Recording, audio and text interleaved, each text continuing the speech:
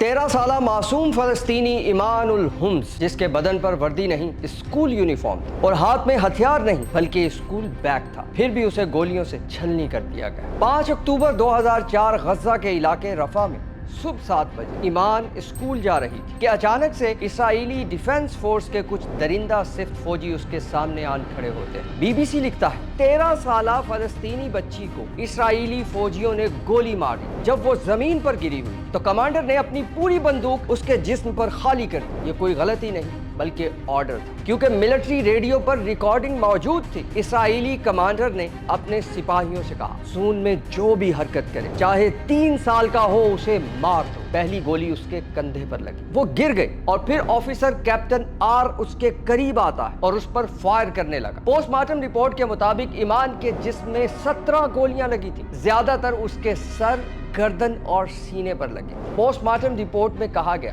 زخموں سے ظاہر ہوتا ہے کہ اس پر اس وقت فائر کیا گیا جب وہ زمین پر گری ہوئی۔ فلسطینی ڈاکٹرز اور میڈیکل اسٹاف نے بتایا، ٹھنڈے دل سے قتل ایک جنگی جرم ہے۔ اور پھر دی گارڈین اخبار نے رپورٹ کیا، یعنی فوجی افسر اس کے جسم پر جھکا اور اس کے سر میں مزید 2 گولیاں اور داغ۔ 15 نومبر 2005 میں اسرائیلی فوج کی طرف سے موقف پیش کیا جاتا ہے۔ اسرائیلی افسر تمام الزامات سے بری کر دیا گیا ہے اور آخرکار فیصلہ ہوا، یعنی کوئی قصور نہیں۔ کبھی کبھار سوال یہ نہیں ہوتا کہ کسی کو کیوں مارا گیا، سوال یہ ہوتا ہے کہ قاتل کو کیوں کچھ نہیں کہا گیا۔ ایمان کا جرم یہ نہیں تھا کہ وہ سرحد پر گئی، ایمان کا جرم صرف یہ تھا کہ وہ ایک فلسطینی تھی۔ کیا یہ اتنا بڑا جرم تھا؟ اسرائیل کی عدالتوں میں یہ کیس بند ہو چکا ہے، لیکن اللہ کی عدالت میں یہ کیس تب تک تر و تازہ رہے گا جب تک اس کے مجرم کیفر کردار تک نہیں پہنچ جاتے، اور شاید ایران کی جوابی کارروائی بھی اللہ کی طرف سے اسی سلسلے کی